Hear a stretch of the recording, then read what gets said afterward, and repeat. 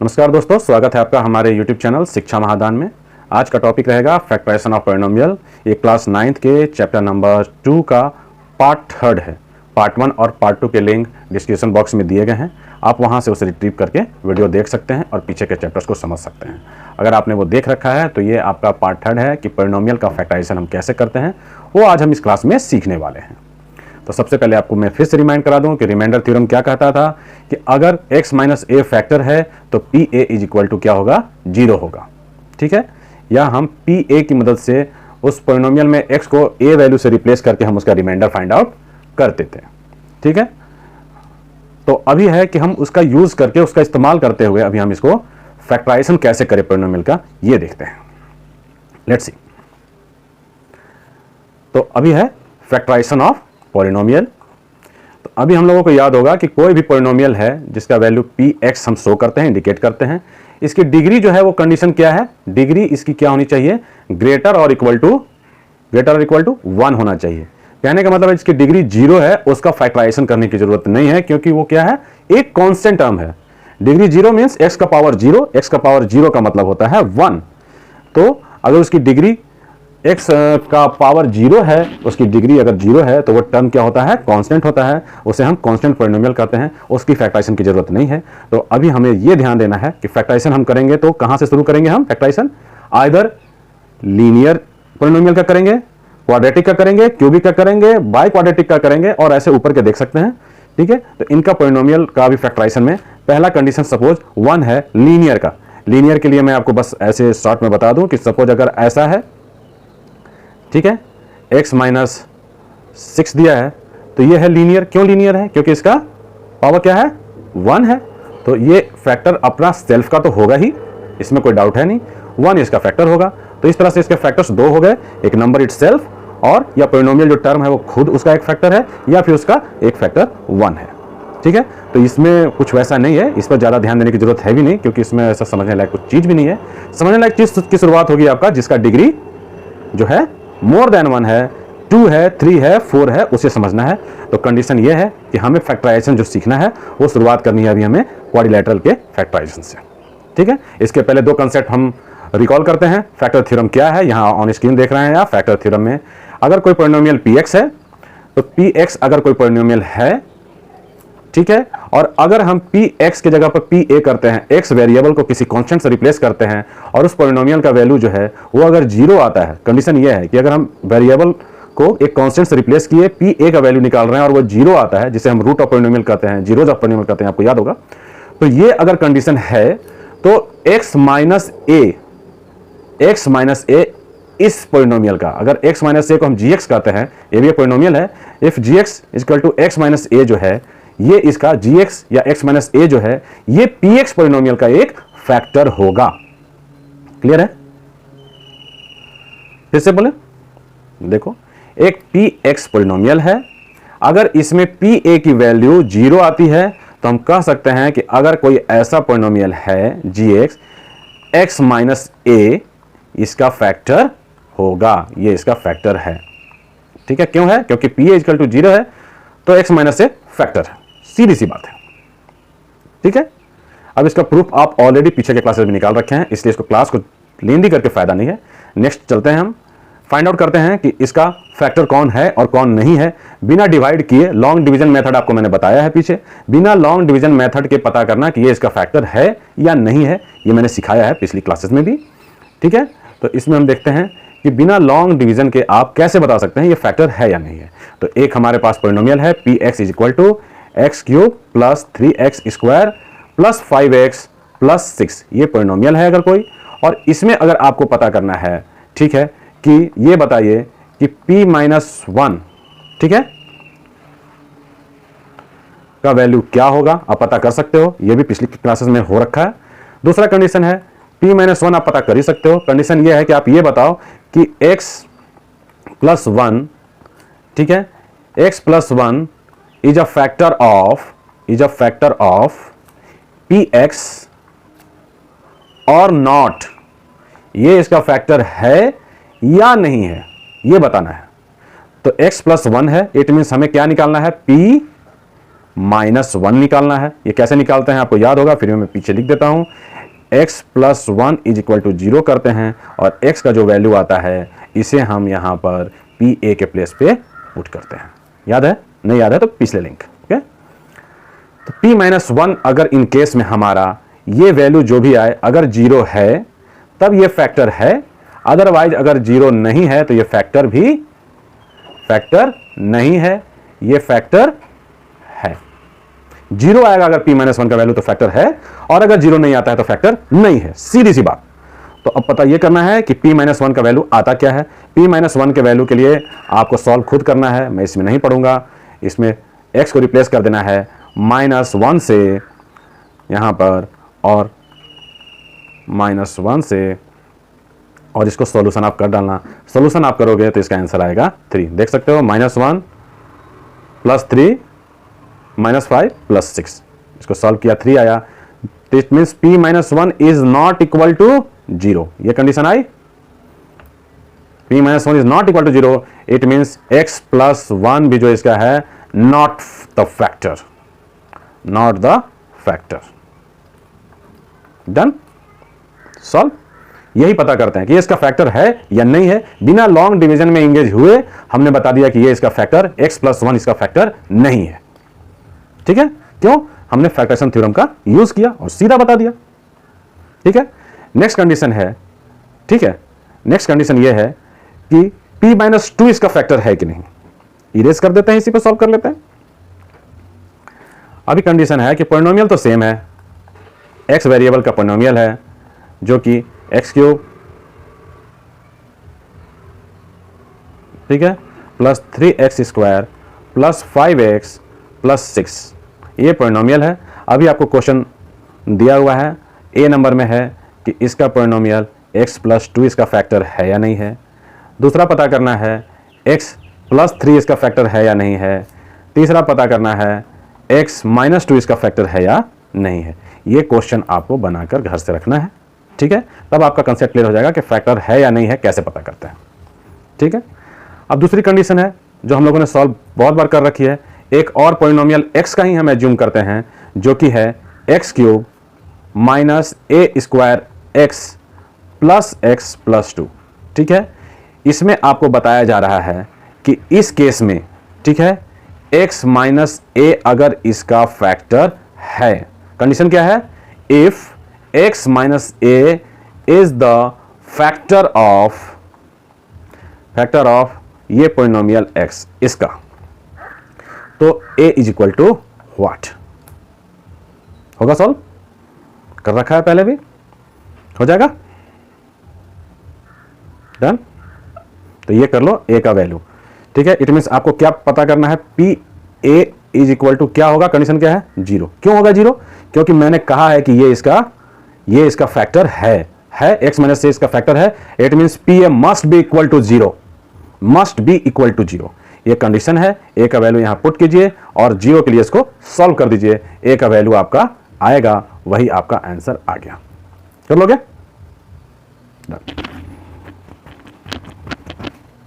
ठीक है, अब है कि हमें फैक्टराइजेशन फैक्टर है या नहीं, ये हमें पता करना है कि इसका फैक्टर है कौन सा। ठीक है, फैक्टर है या नहीं है, पता कर लिया। फैक्टर नहीं है, नो इशू। अब है कि हमें पता नहीं है, हमें फैक्टर पता ही करना है कि इसका फैक्टर है कौन सा। ठीक है, ये नहीं है, मैं मान लिया, ये भी नहीं है, ये भी नहीं है, ये भी नहीं है, तो इसका फैक्टर है कौन सा। तो आओ उसको हम देखते हैं कि फैक्टर इसका कौन सा है, ये हम कैसे पता कर सकते हैं। ठीक है, इसे पता करने के लिए हमारे पास 2 मेथड्स हैं। फर्स्ट मेथड हमारे पास है जो अभी हमने जस्ट सीखा है। कौन सा? इसका फर्स्ट मेथड है फैक्टर थ्योरम, जो अभी जस्ट हमने पढ़ा है। फैक्टर थ्योरम का इस्तेमाल करेंगे और पता करेंगे कि इसका कैसे है। ये थोड़ा लेंदी इसलिए होगा कि हमें P के हर केस के लिए हमें पता करना है। ठीक है, P1 के लिए पता करेंगे, P2 के लिए पता करेंगे, ऐसे हम पता करते जाएंगे और जिसका वैल्यू 0 होगा उसकी मदद से हम कहेंगे कि x - a इसका फैक्टर है। ठीक है, ये थोड़ा लेंदी है क्योंकि आपको हिट एंड ट्रायल टाइप करना पड़ेगा। इसमें आपको सर्टेन रियल नंबर के वैल्यू रख के आपको चेक करने पड़ेंगे। ठीक है, लेकिन ये इतना भी लेंदी नहीं होगा। सारे रियल नंबर जितने भी हैं, इनफाइनाइट नंबर्स हैं, तो सबको रख के देखने की जरूरत नहीं है। हमें कुछ सर्टेन नंबर को रखना है, वो भी हम जानेंगे कि हम कौन से नंबर पर ट्रायल कर सकते हैं। ऐसा नहीं है कि लाइन से शुरू करना है, सब पर ट्रायल करते जाना है, पता नहीं कितना दिन लग जाएगा इसको करने में। ऐसा नहीं है, हमें कुछ सर्टेन नंबर पता रहेंगे कि हमें इतने का ही चेक करना है वो सर्टेन नंबर हम कहां से ढूंढेंगे वो भी मैं आपको बताऊंगा, ठीक है। तो फर्स्ट मेथड रहेगा हमारा फैक्टर थ्योरम, और सेकंड हमारा मेथड जो रहेगा वो रहेगा हमारा स्प्लिटिंग मिडिल टर्म, ठीक है, स्प्लिटिंग मिडिल टर्म, ठीक है। तो ये हम लोग दो तरह से फैक्टर इसका फाइंड आउट करेंगे। किसका फैक्टर पता करेंगे? क्वाड्रिलैटरल पॉलिनोमियल का, जिसका डिग्री 2 है, ठीक है। ये यहां पर लिख दो कि जो हम पता कर रहे हैं इस केस में क्या है, डिग्री क्या है इसका पॉलिनोमियल का, px का क्या है डिग्री 2 है, मींस क्वाड्रिलैटरल पॉलिनोमियल का हम पता कर रहे हैं फैक्टर पता करने के हमारे पास दो तरीके हैं, फैक्टर थ्योरम और दूसरा मिडिल टर्म को स्प्लिट करके, ठीक है। फैक्टर थ्योरम अभी हमने जस्ट देखा है, बस हमें यह देखना है इसमें कि हम वो सर्टेन नंबर्स कौन कौन से पुट करके चेक करेंगे कि उसका वैल्यू 0 हो जाए। बहुत सारे नंबर होंगे लेकिन सब नहीं करना है, कौन सा करना है वो हम पता करना सीखेंगे। और second method splitting middle term है, ठीक है। तो अभी हम देखते हैं कि मिडिल टर्म को स्प्लिट करके हम कैसे करते हैं। तो अभी हमें पता है कि कोई भी क्वाड्रिलैटरल टाइप में पॉलिनोमियल का जो स्टैंडर्ड डिस्प्ले होता है वो ऐसा होता है, ठीक है। कैसा होता है? ए कोफिशिएंट है एक्स स्क्वायर का, A X square plus B X, B coefficient है एक्स का, एंड सी कोफिशिएंट है एक्स टू द पावर 0 का। It mean C is a constant, कह सकते हैं। ये इसका स्टैंडर्ड फॉर्म है, किसका? क्वाड्रिलैटरल का, क्वाड्रिलैटरल पॉलिनोमियल का ये स्टैंडर्ड फॉर्म है। इसमें कितने टर्म्स हैं? इसमें टर्म्स हैं 3। कौन कौन से? फर्स्ट टर्म है एक्स स्क्वायर, सेकेंड टर्म है फर्स्ट टर्म है एक्स स्क्वायर, सेकेंड टर्म है B x, and third term है सी। तो ये वाला जो टर्म है ये इसका क्या है? मिडिल टर्म है। Got it? मिडिल टर्म है। मिडिल टर्म को हमें अभी स्प्लिट करके इसका फैक्टर पता करना है, यही है इस मेथड का नाम है बाय स्प्लिटिंग मिडिल टर्म। तो मिडिल टर्म इसमें bx है, क्योंकि 3 टर्म में से बीच वाला टर्म जो है bx, ये इसका मिडिल टर्म है। Got it? ठीक है। तो स्प्लिटिंग करने का भी कुछ तरीका इसमें है, लेकिन उसके पहले आपको एक चीज और रिमाइंड करा दूं। अगर आपका कंसेप्ट क्लियर हो तो आप इसे तुरंत समझ जाएंगे, अदरवाइज आपको थोड़ी सी मशक्कत करके ध्यान देना है। यहाँ पे क्वाड्रिलैटरल का जो फैक्टर होगा उसकी डिग्री क्या होगी? अगर इसका कोई फैक्टर मान लो gx होगा, ठीक है, तो इसकी डिग्री क्या होगी? डिग्री ऑफ gx क्या होगी? डिग्री ऑफ gx क्या होगी? ये हमेशा लेस देन 2 होगी। क्वाड्रिलैटरल का जो डिग्री है उससे उसके फैक्टर की डिग्री हमेशा कम रहेगी। ये हमने लॉन्ग डिवीजन मेथड में मेंशन भी किया है जब हम देख रहे थे, सीख रहे थे, ठीक है। लॉन्ग डिवीजन मेथड में हमने देखा था कि फैक्टर का या कोसेंट का या तो डिवाइजर का, कोसेंट का, इन सब की डिग्री जो होते हैं वो डिविडेंड के डिग्री से हमेशा कम होते हैं। तो अगर ये हमने क्वाड्रिलैटरल का कंसेप्ट उठाया है, क्वाड्रिलैटरल पॉलिनोमियल को फैक्टराइज कर रहे हैं, तो इतना तो श्योर है कि इसका जो फैक्टर होगा वो फैक्टर लीनियर होगा। वो क्वाड्रिलैटरल नहीं होगा खुद, वो लीनियर होगा, क्योंकि उसका डिग्री हमेशा 2 से कम होना है। 2 से कम मींस 1 होगा, और 1 डिग्री वाले को हम लीनियर पॉलिनोमियल कहते हैं। Got it? इसके डिग्री 2 है तो इसके सॉल्यूशन भी 2 होंगे। सॉल्यूशन 2 होंगे, इट मींस इसके 2 टर्म्स इसके फैक्टर होंगे। एक इसका फैक्टर gx हुआ, और एक इसका हो सकता है कि फैक्टर का नाम qx हो, ठीक है, जो भी है। 2 सॉल्यूशन होंगे, 2 फैक्टर्स होंगे, ठीक है। तो क्वाड्रिलैटरल के 2 फैक्टर्स होंगे और दोनों कौन से होंगे? लीनियर होंगे। इतना आपको ध्यान आ गया होगा। तो अभी कंडीशन ये था कि मिडिल टर्म हमारा यहां पर bx है, bx को हमें स्प्लिट करना है, ठीक है। अब स्प्लिट भी करें तो स्प्लिट करने के तो कितने ही तरीके हो सकते हैं। जैसे इन केस अगर हम कोई नंबर उठाएं, ठीक है, अगर हम कोई नंबर ही उठा लें, जैसे कि अगर हमने उठा लिया 6 को स्प्लिट करने के कितने मेथड हैं? इनफाइनाइट मेथड है। 6 को हम 1 + 5 कह सकते हैं, इसी तरह से हम इसको 2 + 4 कह सकते हैं, 3 + 3 कह सकते हैं, ऐसे सो ऑन कह सकते हैं। उसके बाद हम 7 - 1 भी कह सकते हैं, इसे हम 8 - 2 भी कह सकते हैं, इसे हम 9 - 3 भी कह सकते हैं, एंड सो ऑन। ये इन्फिनिटी तक जाकर भी नहीं रुकेगा, ठीक है। तो इसको स्प्लिट करने के इन्फिनिटी मेथड्स हैं, ठीक है। अब हम स्प्लिट करें तो इसमें से कौन सा सेट उठाएं? ऐसा उठाएं कि ये वाला उठाएं, कि ये वाला उठा लें, या ये वाला उठा लें? कौन सा हम इसमें स्प्लिट करें? कौन से टर्म्स का कॉम्बिनेशन हम इसमें उठाएं? ये एक पेचीदा मामला लगता है, बट ऐसा है नहीं, ये काफ़ी सिंपल है। अभी इसको हम देखेंगे कि उठाना कौन सा है, वो भी कितनी आसानी से होगा, वो भी आप देखते जाना। ठीक है, कौन सा स्प्लिट करना है हम पता करेंगे। कम टू अगेन पॉलिनोमियल, ठीक है, टॉपिक से डाइवर्ट ना होना है। तो इसमें अभी देखिए कि हम इसको कैसे निपटाते हैं और बड़ा ही इजीली निपटाते हैं।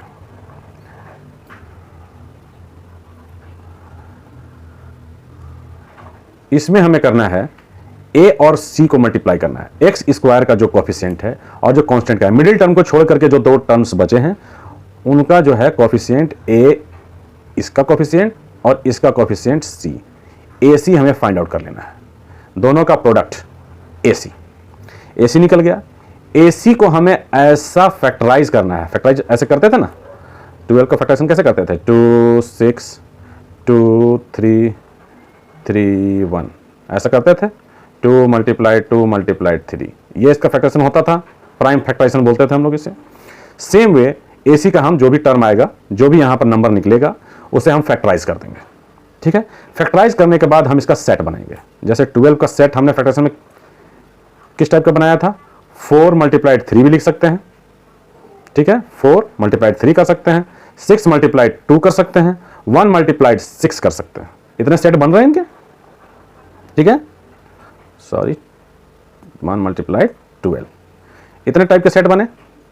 12 को फैक्टराइज करेंगे, 4 × 3 लिखेंगे, ये भी ट्रू स्टेटमेंट है। 6 × 2 भी कर सकते हैं और 1 × 12 भी कर सकते हैं। तो वैसे ही इसका हमें सेट लेना है, फैक्टराइजेशन का। सेट में ध्यान क्या देना है, ठीक है, सेट में हमें ध्यान क्या देना है कि इसको ऐसा सेट स्प्लिट करना है कि इसका एडिशन सब्ट्रैक्शन टाइप का जो मामला हो वो बी से मैच करता हो। ठीक है, थोड़ा पेचीदा लग रहा है तो इसको हम एक एग्जांपल से देखेंगे, बिल्कुल पानी की तरह क्लियर हो जाएगा ये। ठीक है, बिल्कुल पानी के जैसा क्लियर अभी का अभी हो जाएगा। एक एग्जांपल हम एज्यूम करते हैं, सपोज, ठीक है, 2x² + 7x + 3, ये किस टाइप का पॉलिनोमियल है, ये पॉलिनोमियल आपका क्वाड्रेटिक है, कोई डाउट नहीं है। डिग्री इसकी 2 है, डिग्री इसकी 2 है। तो ये क्या है, किस टाइप का है, क्वाड्रिलेटरल टाइप का, ये क्वाड्रेटिक है, ये पॉलिनोमियल क्वाड्रेटिक है, नो डाउट। इसके सॉल्यूशन भी आएंगे, ये फैक्टराइज होगा 2 टर्म्स में। ठीक है, अब इसके 2 टर्म्स में सॉल्यूशन होंगे तो उसे हम मिडिल टर्म को कैसे स्प्लिट करें, ये हमारा क्वेश्चन था। ये इसका मिडिल टर्म है। मिडिल टर्म को हमें स्प्लिट करना है एडिशन और सब्ट्रैक्शन में। ठीक है, एडिशन और सब्ट्रैक्शन फॉर्म में स्प्लिट करना है, लेकिन स्प्लिट के तरीके तो लाखों हैं, हजारों हैं, इन्फिनाइट हैं। तो हम कौन सा सेट उठाएं, इसके लिए अब है टिप्स, ध्यान से देखना। 3 × 2, 3 × 2, 6 का प्राइम फैक्टराइजेशन कितना टाइप का होता है, एक ही होता है, 2 × 3। ठीक है, मल्टीप्लाइड 1 कह सकते हैं अगर इसको ऐसे कर दें तो, यही है, ये इसका प्राइम फैक्टराइजेशन है। अब बताओ कि इन तीनों की मदद से हमें एक सेट बनाना है 7 का। ये टर्म प्लस में था, 2 भी प्लस में था, 3 भी था, तो +6 आया था, -6 नहीं था, +6 था। अब बताओ कि अगर ये +6 है तो +6 के केस में हमें यहां पर सेट बनाना है 2, 3 और 1 के हेल्प से। तो सेट किस टाइप का बनेगा, सेट बन सकता है 2 और 3 का, लेकिन 2 और 3 के एडिशन या सब्ट्रैक्शन के सेट में कहीं भी आपका 7 आता है क्या, 3 में से 2 सब्ट्रैक्ट करें, 2 में से 3 करें, जो भी करें 1 आएगा, पॉजिटिव निगेटिव जो भी हो साइन के अकॉर्डिंग चेंज करेगा। सेकंड थिंग, अगर ये इसको हम ऐड करें तो 3 to 5 आता है, 7 नहीं आता है, ये फेल है, ये सेट फेल है। दूसरा सेट 3 to 6 × 1, ये सेट 6 + 1 7, ये मैच कर रहा है, हमारा रिक्वायरमेंट फुलफिल कर रहा है। 6 1, अगर हम 6 को स्प्लिट करें मल्टीप्लिकेशन प्राइम फैक्टराइजेशन के टाइप से, AC को हमें प्राइम फैक्टराइजेशन करना है, एडिशन सब्ट्रैक्शन में स्प्लिट नहीं करना। ठीक है, इससे हमें स्प्लिट करना है प्राइम फैक्टराइजेशन की तरफ। तो 6 को हम जब स्प्लिट कर रहे हैं, प्राइम फैक्टराइज कर रहे हैं, तो हमारा सेट जो 6 × 1 आ रहा है, ये हमें 6 और 1 के बीच में रिलेशन दे रहा है एडिशन का। हम 6 + 1 करेंगे तो 7 आ रहा है। तो इट मीन्स इस टर्म को हम अगर ब्रेक करने जाएं तो हमें ब्रेक करने के लिए क्या करना है, हमें ब्रेक करने के लिए यहां पर 2x² फर्स्ट टर्म तो एज इट इज है, मिडिल टर्म को हम ब्रेक कर रहे हैं तो ये क्या बन रहा है, ये बन रहा है 6x + x। कोई फर्क पड़ता है, 7x को हम 6x + x लिख सकते हैं, डेफिनेटली लिख सकते हैं, एंड +3। अब ये देखो कितना सिंपल सा बन गया, x + 3 एक साथ, और यहां पर अगर 2x हम आउट करेंगे तो यहां क्या बचेगा, x + 3 बचेगा। ठीक है, तो देखो 2x यहां से हमने इसको आउट कर दिया, कॉमन ले लिया x प्लस 3, ये चीज़ कोई डाउट? No doubt. प्लस यहाँ कुछ भी कॉमन लेने के लिए नहीं है, 1 लिया है हमने क्योंकि ये x प्लस 3 हमें टर्म चाहिए। अब यहाँ ये दोनों हमारे कॉमन टर्म हैं, तो इस टर्म से और इस टर्म से, 2 टर्म्स में से x प्लस 3 हमने कॉमन आउट कर लिया। क्या बचा? 2x इस टर्म से बचा और 1 इस टर्म से बचा, प्लस 1। इट मीन्स हमारा ये फैक्टराइजेशन हुआ x plus 3 bracket 2x plus 1, ठीक है। x प्लस 3 भी इसका एक फैक्टर है और 2x प्लस 1 भी इसका एक फैक्टर है।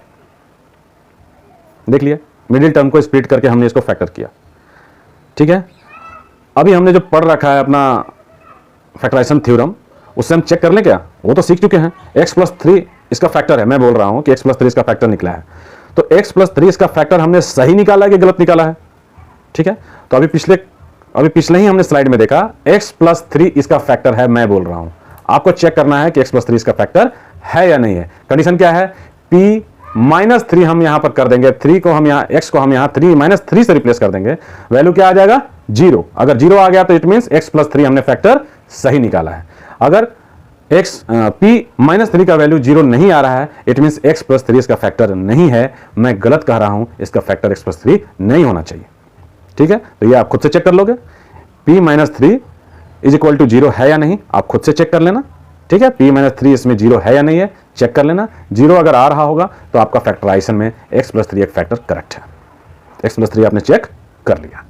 सेकंड है 2x प्लस 1, एक फैक्टर आप बोल रहे हो कि 2x प्लस 1 भी है, तो 2x प्लस 1 इसका फैक्टर है कि नहीं, इसको चेक करने के लिए आपको क्या करना होगा? p माइनस 1/2 पुट करना होगा। करते हैं ना, ये पिछली क्लास के डिस्क्रिप्शन बॉक्स में लिंक है, देख लेना। 2x प्लस 1 फैक्टर है कि नहीं, तो x का वैल्यू इज इक्वल टू 0 करके x के लिए सॉल्व करो, माइनस 1/2 उसको पुट करो, ठीक है, देख लेना पीछे क्लास में। तो p माइनस 1/2 करने से ये वैल्यू 0 आता है कि नहीं चेक कर लेंगे। अगर आता है इट मीन्स 2x प्लस 1 भी क्या है? फैक्टर है। अगर नहीं आ पा रहा है 0 तो समझना कि 2x प्लस 1 इसका फैक्टर नहीं है, कहीं ना कहीं आपने फैक्टराइजेशन करने में मिस्टेक किया होगा। तो आपने फैक्टराइज किया मिडिल टर्म को स्प्लिट करके और इसको वेरीफाई किया आपने अभी फैक्टर थ्योरम से, ठीक है। दोनों साथ साथ मैं कर रहा हूं। आपका फैक्टराइजेशन जो हुआ वो स्प्लिट मेथड से किया है और इसका वेरिफिकेशन आपने अभी फैक्टर थ्योरम से किया। Got it? अब चलो, ये तो किया, अब देखते हैं कि फैक्टर थ्योरम से फैक्टराइजेशन भी कर सकते हैं या नहीं, ठीक है। एक केस है, एक पॉलिनोमियल है फिर से, px is equal to x square minus 5x plus 6। ये है, ये भी एक क्वाड्रेटिक पॉलिनोमियल है, इसकी डिग्री 2 है, इसमें डाउट नहीं है। इसमें भी इसके फैक्टर 2 होंगे, 2 टर्म्स में फैक्टर आएगा जो कि 2 लीनियर टर्म्स का मल्टीप्लिकेशन होगा, प्रोडक्ट होगा, ठीक है।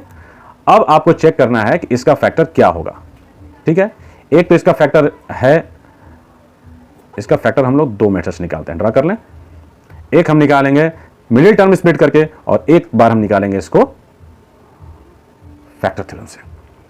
तो मिडिल टर्म अभी जस्ट किया है, तो अभी हम लोग पहले फैक्टर टर्म करके देखते हैं फैक्टर टर्म से ये कैसे होगा। स्टेप 1 ये रहेगा, ध्यान देने की बात इसमें ये रहेगी कि एक्स स्क्वायर का कोफिशिएंट को हमें 1 कर देना है, ठीक है, 1 कर देना है। अगर ये तो ऑलरेडी 1 है, 1 कैसे करेंगे अभी हम नेक्स्ट एग्जांपल में बल्कि देख लेंगे। तो अभी यहां पर ऑलरेडी एक्स स्क्वायर का कोफिशिएंट 1 है, ठीक है। एक्स स्क्वायर का कोफिशिएंट ऑलरेडी 1 है तो कोई टेंशन ही नहीं है, ठीक है। सेकंड काम हमें क्या करना है, हमें देखना है कि यहां 1 है तो यहां जो कांस्टेंट टर्म है इसके कितने फैक्टर्स होंगे। तो 6 के आपको फैक्टर कौन कौन से होते हैं पता है, 1 plus minus 1 plus minus 2 plus minus 3 and plus minus 6 itself. ये इसके 4 फैक्टर हैं 6 के। तो इट मीन्स हमारा यहां पर हमें चेक कौन कौन सा करना है, p प्लस 1 को चेक कीजिए, p माइनस 1 को चेक कीजिए, p प्लस 2 को चेक कीजिए, p माइनस 2 को चेक कीजिए। इस ढंग से आपको चेक करते हुए चलना है और देखना है कि किस कंडीशन में इसका वैल्यू 0 आता है, ठीक है। जिसमें 0 आएगा, ठीक है, वो टर्म उसका पिक हो जाएगा फैक्टर के लिए, ठीक है। तो एक केस डायरेक्ट हमने उठाया है इसमें, ठीक है। अभी एक केस उठाते हैं, -2 को चेक करते हैं, -2 के लिए चेक करते हैं, देखते हैं। -2 के लिए क्या करें, -2 का ये स्क्वायर हो जाएगा, यहां से आपको दिख रहा होगा -2 स्क्वायर -5 -2 प्लस 6 2 2 जा 4, 5 2 जा 10, minus minus plus, plus 10 plus 6।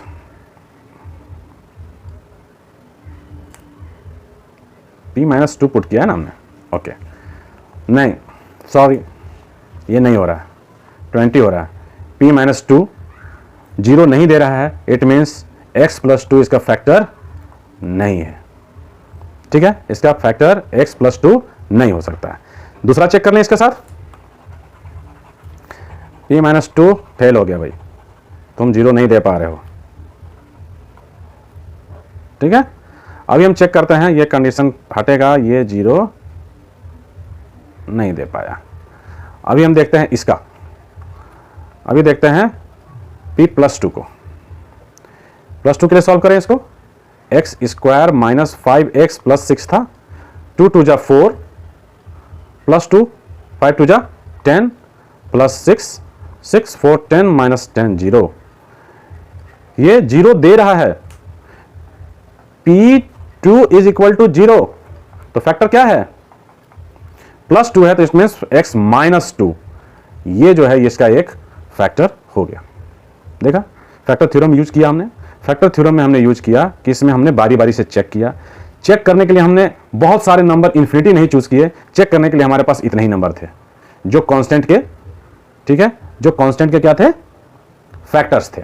सिर्फ हमें 4 and 4 8 नंबर्स चेक करने थे, ठीक है। 4 और 4 8 नंबर्स चेक करने थे, ज्यादा नहीं करने थे। 8 नंबर में से जो जो जीरो वैल्यू देगा वो उसका फैक्टर होगा। एक फैक्टर तो x माइनस 2 इसका है, दूसरा फैक्टर क्या है ये आप खुद पता करो। इनमें से कोई और भी नंबर आएगा, p माइनस 2 हो चुका है, p3 आएगा, p माइनस 3 आएगा, इनमें से कोई एक और जीरो देगा, ठीक है। एक जीरो वाला ये पास है, एक और कोई जीरो वाला मिलेगा, वो भी इसका फैक्टर होगा, क्योंकि इसका फैक्टर्स में 2 टर्म्स होने चाहिए लीनियर वाले। एक हो गया, दूसरा भी आपको पता करना है, वो आप पता कर लेना, ठीक है। या कर दूं तो मैं बता दूं कि p3 के लिए सॉल्व करके देखो, ये भी आएगा 3 3 जा 9 माइनस, ठीक है। तो अभी हमने देखा कि यहां पर एक हमारा फैक्टर x माइनस 2 निकल गया है। सेकंड फैक्टर के लिए हम और भी इसके जितने फैक्टर्स हैं इसमें से ट्राई करते रहेंगे। वैसे p3 हमने रखा है और ये 9 माइनस 15 प्लस 6 आकर के ये हमें जीरो मिल गया है। जीरो मिलने का मतलब है कि हमारा ये x माइनस 3 भी एक फैक्टर है। तो इसके दो फैक्टर हमने फाइंड आउट कर लिए, x minus 2 and x minus 3। Okay, done, very good. अब केस उठता है कि अभी तक हमने क्वाड्रिलेटरल का तो बहुत सारा किया, क्यूबिक का कैसे करेंगे, क्यूबिक पॉलिनोमियल का हम फैक्टराइजेशन कैसे करेंगे। तो क्यूबिक का केस ये है कि क्यूबिक में हमें ऐसे तो अल्टरनेट मेथड्स बहुत से हैं जो अभी हम नेक्स्ट क्लासेस में सीखेंगे, लेकिन ये जो फैक्टर थ्योरम है उसका अगर हम यूज़ करें तो एक फैक्टराइजेशन करने का तरीका इसका ये रहेगा कि क्यूबिक का सबसे पहले स्टैंडर्ड फॉर्म क्या है ये आप याद करो। अगर कोई पॉलिनोमियल px है, x वेरिएबल का पॉलिनोमियल है, तो इसका जो होगा, इसका स्टैंडर्ड फॉर्मेट कुछ ऐसा होगा। हाईएस्ट डिग्री इसकी जो होती है वो 3 होती है, इसके बाद उससे कम वाली स्क्वायर, उससे कम वाली पावर 1 और उससे भी कम वाली पावर 0, इट मीन्स 1 मल्टीप्लाइड 1, कोई अंतर नहीं है, कॉन्स्टेंट का कॉन्स्टेंट रह गया। तो ये आपको स्टैंडर्ड फॉर्म तो आना चाहिए। स्टैंडर्ड फॉर्म आपको मैंने पहले इंट्रोडक्शन में बताया है कि हम कैसे लिखते हैं, ठीक है। जब मैं क्लासिफिकेशन बता रहा था पॉलिनोमियल का, उस समय मैंने ये सारा डिस्कस किया है कि एज पर डिग्री, डिग्री के अकॉर्डिंग क्लासिफिकेशन क्या है और टर्म्स के अकॉर्डिंग क्लासिफिकेशन क्या है, ठीक है। तो ऐसा आप किसी का भी लिख सकते हो, किसी का भी स्टैंडर्ड आपको लिखना है आप लिख सकते हो। सपोज अगर हाईएस्ट डिग्री है पॉलिनोमियल का 5, ठीक है, इसका पावर 5 है, अगर इसकी डिग्री 5 है किसी पॉलिनोमियल की, तो इसका स्टैंडर्ड फॉर्म आप कैसे लिखोगे। इसका स्टैंडर्ड फॉर्म कुछ आप ऐसे लिखोगे, px इक्वल टू हाईएस्ट के साथ एक कांस्टेंट लेके चले हम, कोएफिशिएंट होगा जो उसका x to the power 5। Next क्या करोगे आप, b x to the power एक कम कर देंगे 4, c x का पावर क्यूब, d x का पावर स्क्वायर, e x का पावर 1 एंड f कांस्टेंट क्योंकि x का पावर 0। देखो कितना आसान है स्टैंडर्ड फॉर्म में लिखना। स्टैंडर्ड फॉर्म लिखने में कोई मुश्किल नहीं है, बस अंडरस्टैंडिंग की जरूरत है, लिखने में कोई मुश्किल नहीं है। आप 6 का लिख सकते हो, 7 का लिख सकते हो, 10 का भी लिख सकते हो, कोई प्रॉब्लम नहीं है इसके पीछे, ठीक है। तो अभी हमने जो लिखा है ये जो फॉर्म है ये एक क्यूबिक पॉलिनोमियल का फॉर्म है। इसका फैक्टराइजेशन करना है तो बेसिक चीज़ जो आपको और लोग नहीं बताते हैं कि इसके फैक्टर्स जो होंगे अगर 2 टर्म्स में आते हैं, 2 टर्म्स का अगर ये होगा, 2 टर्म्स का अगर इसका फैक्टर निकलता है तो इसके एक अगर लीनियर होगा, ठीक है, एक अगर लीनियर होगा तो दूसरा क्वाड्रिलेटरिक होगा, क्योंकि इसका पावर 1 मल्टीप्लाइड पावर 2 ये टोटल पावर 3 क्यूबिक आ जाएगा। अगर इसके 3 टर्म्स में अगर फैक्टर निकलते हैं तो linear multiplied linear multiplied linear, मतलब 1 + 1 + 1 क्यूब हो गया, ठीक है। तो इसके फैक्टर आइदर 2 टर्म्स में भी आ सकते हैं और 3 टर्म्स में भी आ सकते हैं। अगर 2 टर्म्स में आएंगे तो एक उसमें क्वाड्रेटिक रहेगा और दूसरा लीनियर रहेगा। अगर 3 में आएंगे तो तीनों लीनियर लीनियर लीनियर रहेंगे, ठीक है।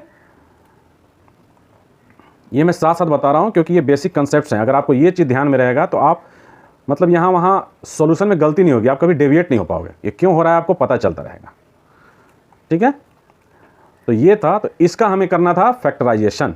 स्टेप 1 क्या रहेगा, ध्यान देना। स्टेप 1 क्या रहेगा, उसमें हमने कंसीडर किया था कि हाईएस्ट डिग्री का जो कोफिशिएंट रहेगा 1 रहेगा। और हमने एग्जाम्पल में भी ऐसा ही उठा लिया था, जिसमें हमारा ये एग्जाम्पल हमने लिया था, इसमें ऑलरेडी इसकी डिग्री 2 थी, क्वाड्रेटिक था ये, और इसका ऑलरेडी कोफिशिएंट क्या था, 1 ही था। तो इस केस में अगर हमें एक्स क्यू का कोफिशिएंट को अगर 1 रखना है तो हम क्या करेंगे, सो सिंपल, ए को हमने कर दिया बाहर और क्या बचा, कोफिशिएंट कितना है एक्स क्यू का, 1 हो गया। बाहर करने का मतलब है कि हम ईच टर्म को ए से डिवाइड कर रहे हैं। तो ये टर्म क्या हो गया, ऐसा हो गया। इसको भी हमने ए से डिवाइड किया है, कहने का यही मतलब है, अगर हमने कॉमन आउट किया है तो c/a x and plus d/a, ठीक है। ये हो गया हमारा। अब ये स्टैंडर्ड फॉर्म में, वो वाले स्टैंडर्ड फॉर्म में है जिसमें हमको फैक्टराइजेशन करना है, क्योंकि हमारा स्टेप 1 यही था कि हमारा एक्स क्यूब का कोफिशिएंट 1 होना चाहिए। तो स्टैंडर्ड फॉर्म को हमने ऐसे लिख दिया है जिसमें अब एक्स क्यूब का जो है कोफिशिएंट 1 दिखाई पड़ रहा है। नेक्स्ट स्टेप में क्या करना है, स्टेप 1 स्टेप 2 में ध्यान देना। पहले हमने इसको क्या कर दिया, एक्स क्यूब के कोफिशिएंट को 1 के फॉर्म में कर दिया, ठीक है। वैल्यूएशन कोई चेंजेस नहीं आए हैं, बस देखने में ऐसा है, चीज़ अभी भी वही है, लेकिन इसने कहा कि हमें कोफिशिएंट 1 चाहिए तो हमने कहा कि लो कोफिशिएंट 1 लो। सेकंड क्या करना है, इसमें सेकंड जो होगा d/a है, ये कांस्टेंट टर्म है, ठीक है। d/a जो है वो कांस्टेंट टर्म है। तो पिछला बार हम लोगों ने देखा कि क्वाड्रेटिक में सारा खेल हमने कांस्टेंट पर किया था। कांस्टेंट के लिए हमने वहाँ पर कोफिशिएंट 1 ऑलरेडी था, इसलिए हमें नहीं पता चला था। a और d हम लोगों ने मल्टीप्लाई करके फैक्टराइज किया था, ठीक है। सेम वे ये क्वेश्चन को हम नेक्स्ट पेज में कैरी फॉरवर्ड करते हैं, ठीक है। तो अभी क्या करना है, पॉसिबल फैक्टर जितने भी हैं कांस्टेंट टर्म के, कांस्टेंट टर्म का फैक्टर क्या था, नीचे एक बार देख लो। ये कांस्टेंट टर्म का पॉसिबल फैक्टर जितना भी हो सकता है, जैसे 6 का हमने अभी पॉसिबल फैक्टर्स बहुत सारे निकाले थे, समटाइम्स पढ़ा होगा इसमें पॉसिबल फैक्टर्स 6 के, वैसे ही d/a के पॉसिबल फैक्टर जितने भी हैं, ठीक है। तो पॉसिबल फैक्टर्स इसके जितने भी हैं वो हम लोग इसमें से निकाल लेंगे, और पॉसिबल फैक्टर जो निकलेगा उससे हम इसको सेट बनाएंगे। उस फैक्टर को फैक्टर थ्योरम में जैसे हमने प्लेस किया था, फैक्टर थ्योरम क्या था, हमें P यहाँ पर A रखना है, जो वो A क्या रहेगा, d/a के जितने फैक्टर्स होंगे, d/a के जितने भी पॉसिबल फैक्टर्स होंगे, पॉसिबल फैक्टर जितने भी हैं इसके, ये सारे यहाँ पर बारी बारी से हम चेक करेंगे, ठीक है। PA, PB, PC जो भी है आपका सब चेक करेंगे, जिसका वैल्यू 0 आएगा उससे हम लोग को एक टर्म मिल जाएगा, ठीक है। तो पॉसिबल फैक्टर को हम लोग बारी बारी से चेक करते हैं, जैसे हमने क्वाड्रेटिक में किया है। तो आइए एक एग्जांपल से बिल्कुल इसको क्लियर कर डालते हैं, ठीक है। एक एग्जांपल हम उठाते हैं, suppose a polynomial is px equal to, यहाँ हमें क्यूबिक का कंसेप्ट लेना है, इसलिए हमने एक क्यूबिक पॉलिनोमियल उठाया। इसमें भी ज़्यादा कॉम्प्लिकेशन ना आए इसलिए हमने कोफिशिएंट 1 वाला ही ले लिया है, ताकि आपको बेटर अंडरस्टैंडिंग यहाँ बिल्डअप हो। और 20 इसका कांस्टेंट टर्म है। ये एक क्यूबिक पॉलिनोमियल है, इसमें डाउट है नहीं है। कांस्टेंट टर्म 20 के पॉसिबल फैक्टर्स कौन कौन से हो सकते हैं, कौन कौन से हो सकते हैं इसके, इसका सेट बनता है प्राइम फैक्टर में 2 मल्टीप्लाइड 2 मल्टीप्लाइड 5 मल्टीप्लाइड 1। सेट बनाओ, इसका सेट मत बनाओ, सीधा यहाँ आ जाते हैं कि इसके कौन कौन से फैक्टर्स हैं। तो ऐसे करके आप फैक्टर्स पता कर सकते हो, और अगर आपको टेबल आता है, आप अगर कॉन्फिडेंट एनफ हो तो आपको ये भी करने की जरूरत नहीं है। आप 20 के जो फैक्टर्स हैं वो आपको मालूम है, 20 के जो फैक्टर्स हैं आपको पता है, 1 तो होता ही है, 2 होता ही है, 3 नहीं होता, 4 होता है, 5 होता है, 6 नहीं होता, 7 नहीं होता, 8 नहीं होता, 9 नहीं होता, 10 होता है, 11 12 13 14 15 16 ये कोई नहीं होंगे, सीधा 20। कितने फैक्टर्स इसके आ गए, 1 2 3 4 5 6 एंड 12। 12 कहाँ से आ गया? तो इनका नेगेटिव वैल्यू भी इसका फैक्टर होगा, +-1, +-2, +-4। तो इतने सारे इसके फैक्टर्स हो गए। तो इनमें से हमें बारी बारी से एक एक प्लेस करके देखना है जो हमें पॉलिनोमियल का वैल्यू 0 देगा। p ब्रैकेट 1, 1, 2, 4, 5, 10 कोई भी पॉसिबल फैक्टर को हम प्लेस करके देखेंगे, जो हमें 0 देगा वो उसका एक फैक्टर हो जाएगा। तो अभी हमें क्या क्या पता करना है?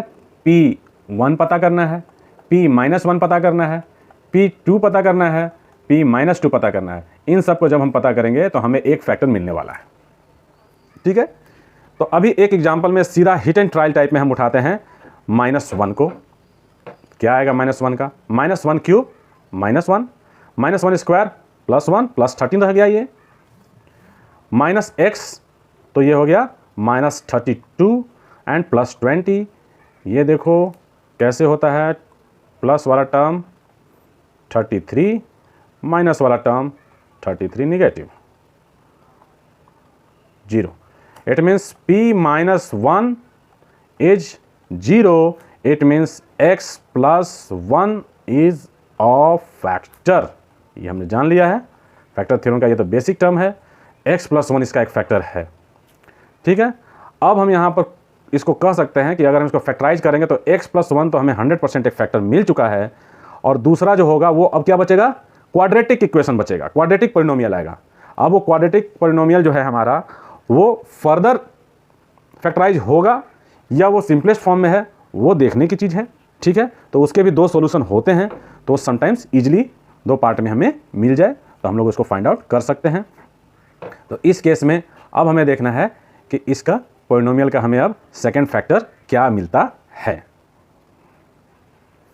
तो इसका एक फैक्टर हमें x + 1 मिल गया है। तो अब क्या करेंगे? x + 1 नोन है, x + 1, x + 1 अगर आपको बाहर निकालना है तो आपको कुछ ऐसा इसे ब्रेक करना होगा कि x + 1 आता जाए। ठीक है, ये 1-2 क्वेश्चन प्रैक्टिस करने से ये आपको समझ में आ जाएगा कि इसको हम ऐसा क्या करें कि इसमें से हम सारे टर्म्स में से x + 1 हमारा बाहर आता जाए। ठीक है, तो देखते हैं ये कैसे पॉसिबल है। x³ में से हम ऐसा क्या निकालेंगे कि x बचेगा? x³ में से अगर हम x² से उसको डिवाइड कर दें, x² बाहर करेंगे तो वो आएगा। ठीक है, तो अगर इसमें हम ऐसा लिखें x³ और इसके साथ अगर हम x² करें, अब इससे हम x² बाहर करेंगे तो x + 1 बच जाएगा ना।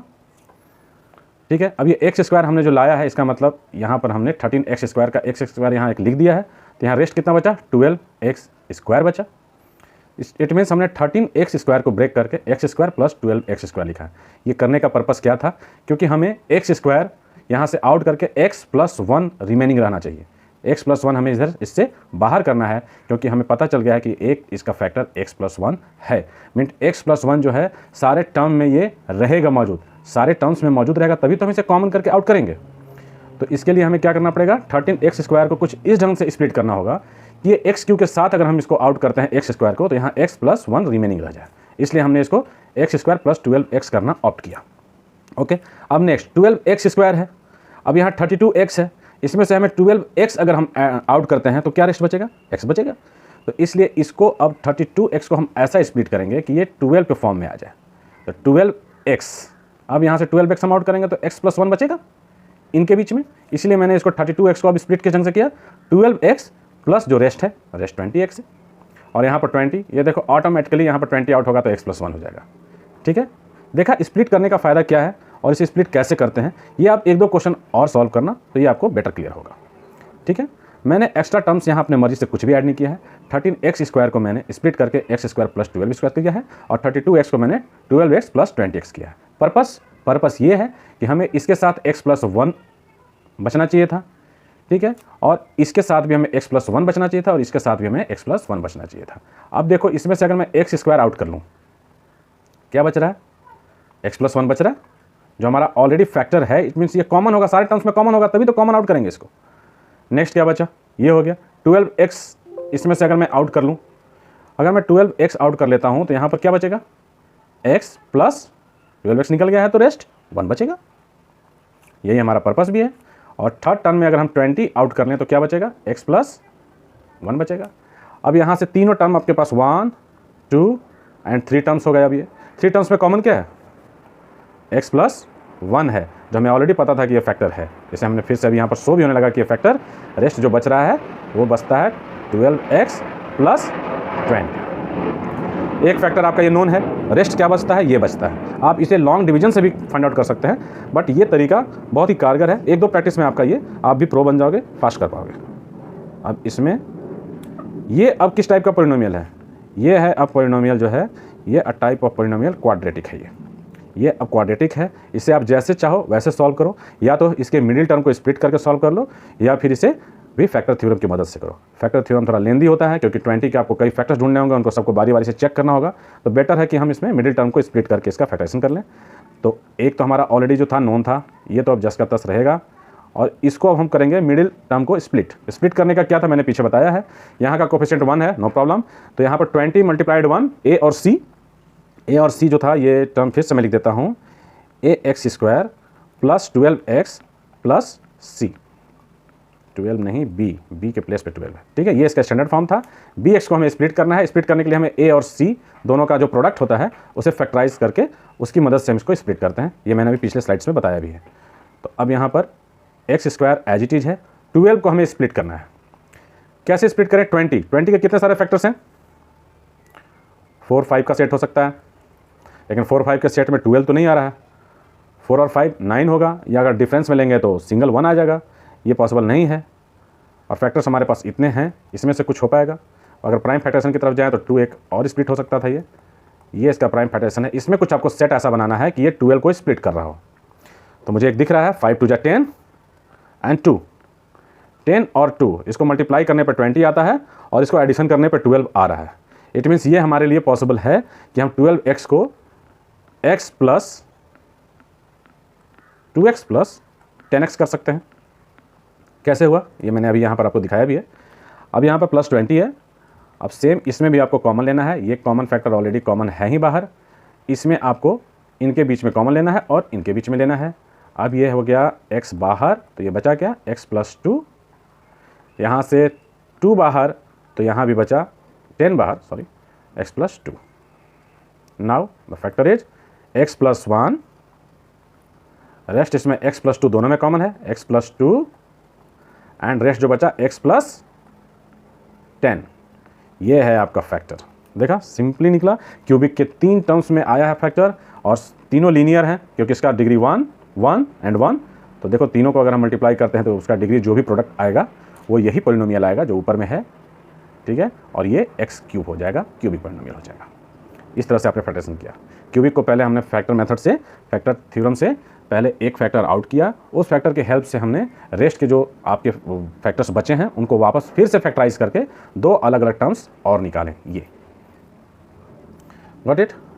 बस हाँ, यहाँ आपको ये सीखना है कि हमें इसके स्प्लिट करने के समय सारी इसकी खूबसूरती स्प्लिटिंग में है कि हम स्प्लिटिंग यहाँ से कैसे करें। स्प्लिटिंग मैंने यहाँ भी किया है क्योंकि हमें x प्लस 1 पता था, तो उसी की मदद से मैंने x प्लस 1 आए ये सोच के इसके स्प्लिट करता चला गया। लेकिन यहाँ तो मुझे कोई फैक्टर पता नहीं था, इसलिए हमें हेल्प नहीं था। लेकिन जो मेथड हमने सीखा है a c को प्राइम फैक्टराइजेशन करके सेट बनाने का, वो यहाँ कारगर है, और उसकी मदद से ये जो है ये टर्म जो है ये टर्म हमारा स्प्लिट होकर के इसमें आ गया, x plus 2 multiplied x plus 10, ठीक है। तो इस तरह से हम क्यूबिक पॉलिनोमियल का भी फैक्टराइजेशन कर सकते हैं। Got it? मिडिल टर्म का पता है। एक और एग्जांपल में है, ये आपको मैं देता हूँ होमवर्क के लिए, ठीक है। एक y वेरिएबल का एक पॉलिनोमियल है py, ठीक है। इसका वैल्यू है y³ minus 4y² plus y plus 6। ये है। इसमें हमें शो करना है कि p3 इज इक्वल टू 0 है, ठीक है। p3 इज इक्वल टू 0 है, तो p3 इज इक्वल टू 0 के लिए हम क्या करेंगे? p3 प्लेस करके यहाँ पर हम इसको सब्स्टिट्यूट कर देंगे 3 से, और इसको हम सॉल्व कर देंगे। सॉल्व करके हम देखेंगे कि 0 है या नहीं है। 0 है तो ये इसका जीरोज है, और ये जब मिल गया तो हम सीधा x नहीं, क्योंकि ये y का पॉलिनोमियल है, तो हम यहाँ y, यहाँ पॉजिटिव है तो यहाँ पर 3, y माइनस 3 इसका एक फैक्टर हमें मिल गया। एक फैक्टर इसका ऑलरेडी हमें मिल गया है कि ये y माइनस 3 जो है ये इसका फैक्टर है। और y माइनस 3 इसका एक फैक्टर है, तो रेस्ट क्या होगा? वही स्प्लिट करने का, जो मैंने कहा कि प्रैक्टिस से आपको क्लियर होगा। y³ था माइनस 4y² था प्लस y प्लस 6 था। ये पॉलिनोमियल में एक तो फैक्टर y माइनस 3 है, तो y माइनस 3 के लिए क्या है? स्क्वायर को हम -4y को कैसे स्प्लिट करें? ऐसा स्प्लिट करना है हमें कि यहाँ पर तो इसे 3y² करना होगा, बचेगा इसमें से y² और रेस्ट, ये स्प्लिट हो गया इसके साथ। और यहाँ पर y को मुझे ऐसा स्प्लिट करना है कि यहाँ अगर मैं y कॉमन लूँ तो यहाँ पर y -3 बच जाए। तो इसका क्या करना पड़ेगा, +3y कर सकते हैं। +3y करेंगे तब तो हम लोग यहाँ से -y अगर बाहर निकालते हैं तो y -3 बचेगा, लेकिन y को 3y तो नहीं कर सकते, तो इसको फिर से वापस हमें 2y सब्ट्रैक्ट करना पड़ेगा। इट मीन्स y को हमने स्प्लिट किया इसमें और 4y को स्प्लिट किया हमने इसमें। ओके, अब देखो y -3 के लिए y² बाहर, y -3, यहाँ से हम -y बाहर करते हैं, -y जब बाहर करते हैं तो इसमें क्या बचता है, y -3 यहाँ भी बचता है, और यहाँ से हम -2 को बाहर करते हैं तो y -3 बचता है। तो यहाँ पर आप देख सकते हो कि फिर से अगेन हमारे पास 3 टर्म्स हैं, दिस एंड दिस, और इसमें कॉमन क्या है, y -3 एंड y -3। तो जब y -3 हमारे पास कॉमन है तो इसे हम आउट कर लेते हैं, y -3 हमारे पास बाहर आ गया, बचा क्या, y² -y -2। एक फैक्टर हमारा यहाँ बाहर आ चुका है, रेस्ट बचता है ये, इसे भी आप मिडिल टर्म को स्प्लिट करके निकाल सकते हैं।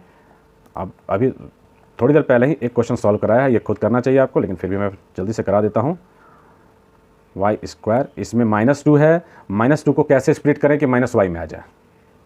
-2 को हम कैसे स्प्लिट करें कि -y मतलब उसका कोफिशिएंट -1 है, तो -2 को हम लोग कर सकते हैं 2 1 2, 2 1 2 है, तो इसमें हम लोग इसको y को स्प्लिट कर सकते हैं कि अगर -2y में से +y हो जाए तो -y का -y रह जाएगा एज इट इज। -y को स्प्लिट मैंने क्या किया, -2y +y -2, साथ साथ y -3 ये हो गया, मिडिल टर्म मैंने स्प्लिट कर दिया है, y बाहर y -2, इसमें कुछ नहीं बाहर तो 1 बाहर y -2, और y -2 यहाँ भी कॉमन टर्म, मीन्स इसका फैक्टराइजेशन y -3 एक टर्म तो है, सेकेंड टर्म कॉमन आउट हो गया y -2, और रेस्ट जो बच गया y +1, 1 2 3, ये तीनों इसके फैक्टर हैं, ये भी तीनों फैक्टर हैं। कलर चेंज करते हैं, एक फैक्टर ये है, एक फैक्टर ये है, और एक फैक्टर ये है। चाहो तो इसको रिमाइंडर थ्योरम से चेक कर सकते हैं, P3 करेंगे तब भी 0 मिलेगा, P2 करेंगे तब भी 0 मिलेगा। क्यों मिलेगा, इसकी वजह से, ये क्यों मिलेगा, इसकी वजह से, और यहाँ पर P-1 करेंगे तब भी हमें 0 मिलेगा। ठीक है, इसका मतलब ये तीनों इसके फैक्टर्स हैं। ठीक है, क्लियर है। अब इसमें कुछ अलजेब्रिक आइडेंटिटीज़ हैं जो आपने पहले से याद भी कर रखे होंगे, जैसे a + b का होल स्क्वायर क्या होता है, a + b का होल स्क्वायर क्या होता है, ये फार्मूला हम लोगों ने बहुत याद कर रखा है, a² + b² + 2ab। कुछ लोग इसे a² + 2ab + b² ही बोल सकते हैं।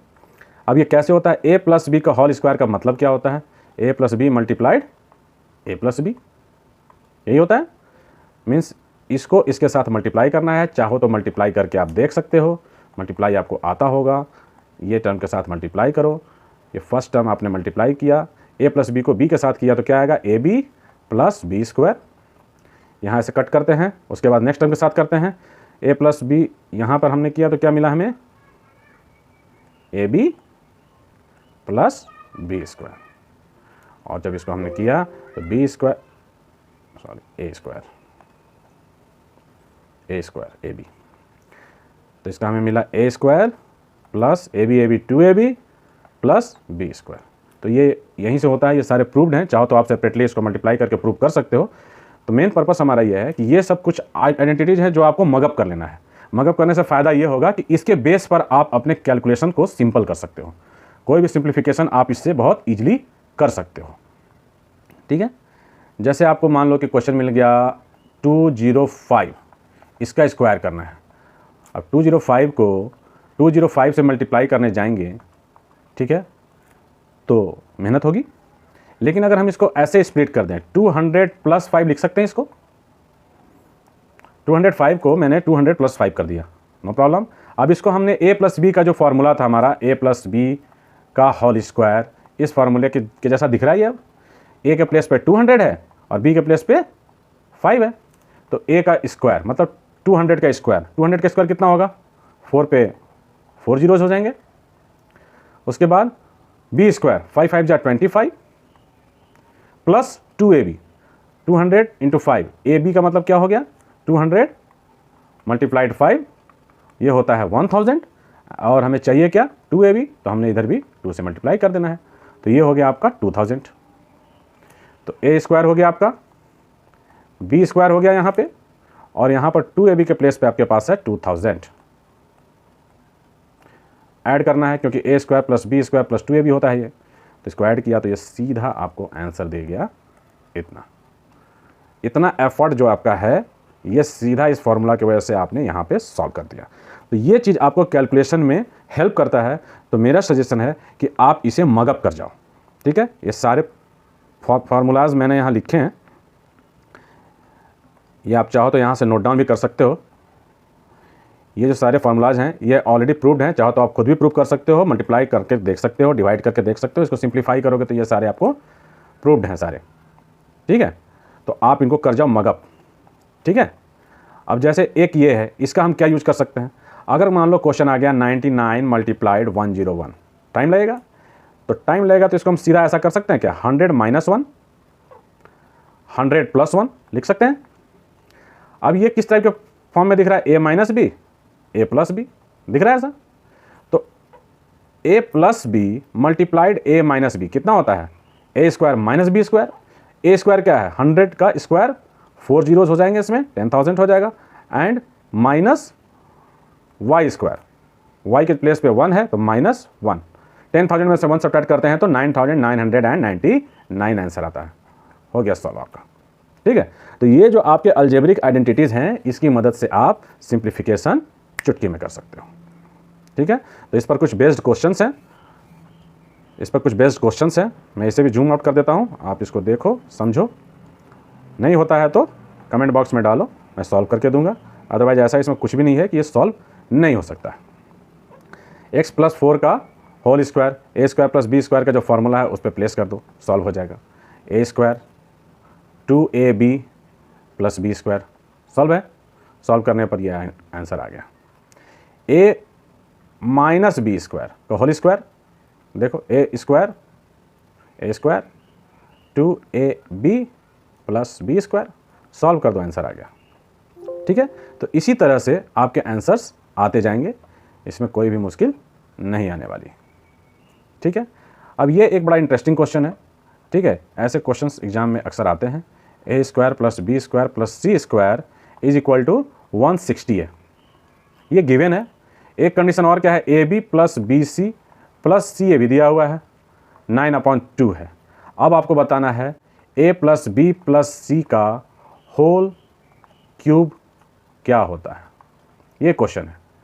ठीक है, if this equal to this and this equal to this then find out the value of a plus B plus C का होल क्यूब। होल क्यूब थोड़ा कॉम्प्लिकेटेड हो जाएगा, होल स्क्वायर सॉल्व करो आप। ठीक है, कर लोगे, ये आपका गिवन है, ये आपको पता करना है, कुछ नहीं करना है। a plus B plus C का होल स्क्वायर का फॉर्मूला क्या है,